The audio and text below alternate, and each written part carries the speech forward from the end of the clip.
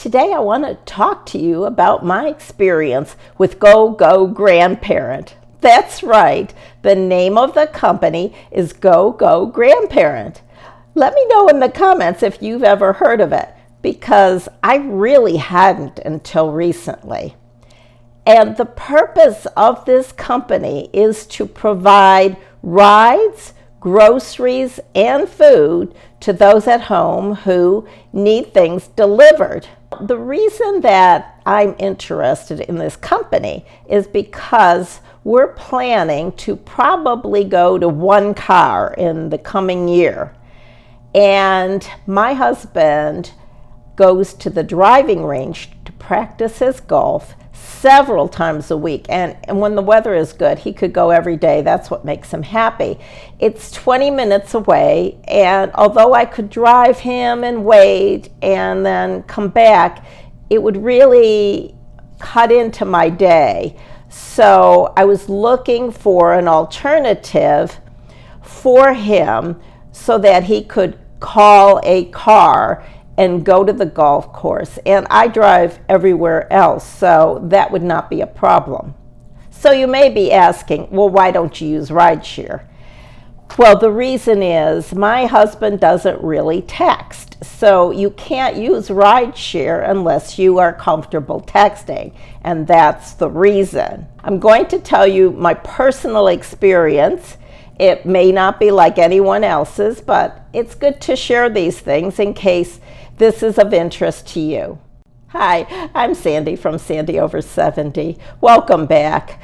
I'd appreciate it if you'd subscribe if you haven't already. It's free and it helps me grow my channel. I'm going to tell you about my personal experience with Go Go Grandparent.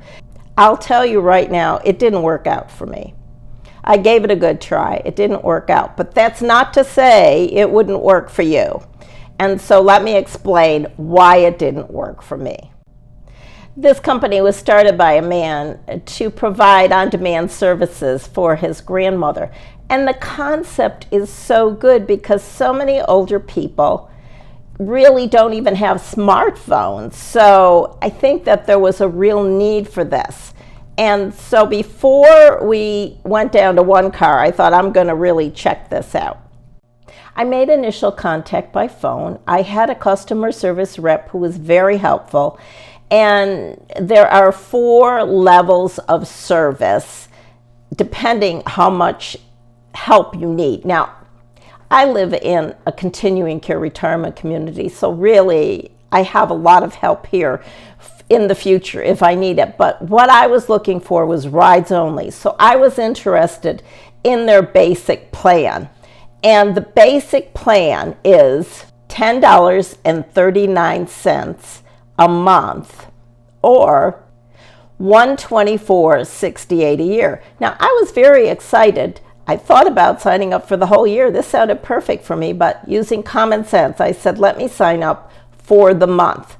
And the way it works is you pay this extra fee, and supposedly you get a telephone number to call and tell them where you're going, and they send a car. It's either Uber or Lyft. There is an additional fee of 27 cents per minute for this ride, plus, of course, the cost of the ride. And I decided, as I said, to try it for 1 month. About a week later, I decided to test it out by going to the Grove Park Inn for the National Annual Gingerbread House Competition and see all the gingerbread houses. So that sounded a good way to test it out. It was in the north part of the city.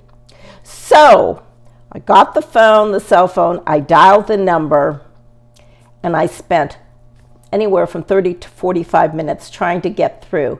Could not get through. It put me on a loop that continuously said, you are next in line, and then it would say press 1 for a ride. I'd press 1 for a ride, and it would go through this whole tutorial and then say you are next in line, and I couldn't get through. I could not get through.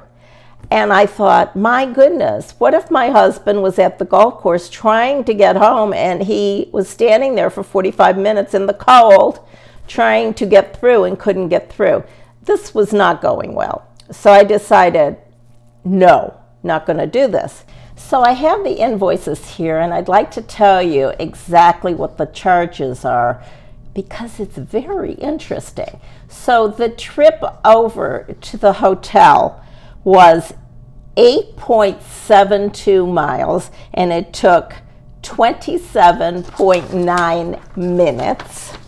The booking fee was $1.83. I had no idea I was going to be charged a booking fee, and when I asked them on a telephone call afterwards, I was told that they have nothing to do with the booking fee. That comes from the rideshare company. And sometimes they charge a booking fee and sometimes they don't. So that was additional, $1.83. And then the concierge fee, which is what they call the fee that the company adds on. And that was $7.53, and that was 27 cents a minute. The total cost was $24.46 for the ride over. There also appeared 4 $1 charges initially on the invoice. They later disappeared, and she told me that was the company checking to make sure that my credit card was working. For the same trip home, which was a distance of 8.95 miles, he must have taken a different route. That would be the difference. And the duration was 29.48 minutes. The Uber cost was $14.52. The booking fee was $2.39. The concierge fee was $7.96. That's the additional fee of 27 cents per minute, for a total of $25.05. So the total cost of this trip was $49.45. I didn't expect that. I knew that there would be fees, but I didn't expect so many fees. And I don't know how much it would cost with the rideshare if we were able to directly text the company, probably much less. Then I thought, well, I wonder what a taxi cab would cost. It can't cost any more than this. And that uses a telephone number. My husband couldn't dial a telephone number, or I could put it on his homepage and he could just press it for a taxi. And I thought, I think that would be so much easier. This is so cumbersome. It really is. They asked you so many questions when you call up. The fees are really strange and numerous. And there's always the risk of not being able to get through. Now, when I finally did get through, I told them about the problem I had not getting through. And here's what happened. They use a company in a foreign country to route their calls. And there was a natural disaster. I think it was an earthquake, but I'm not sure. People could not come to work, and therefore Go Go Grandparent was out of service because their call system was out of service. And because of this, and because of the high fees, I did cancel the service. Now, this was my experience, and you might use it, and it might be perfect for you. There is a full service plan that is $409 a month, and they say this is very helpful for someone who has, let's say, a mother in another state. They can't be there to help her, and she lives alone.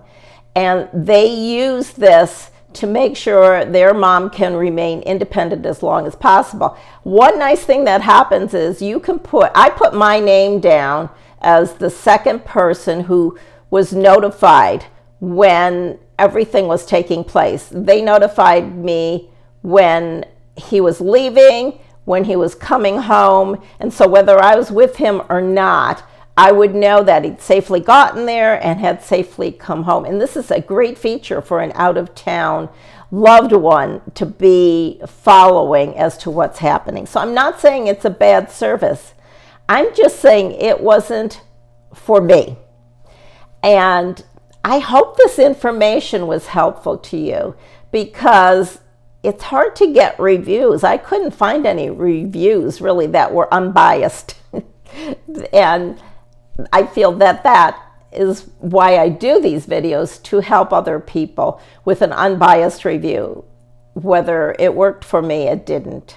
So thank you for watching. I would love to hear any comments you have about this service, especially if you've used it. And I hope you have a wonderful day.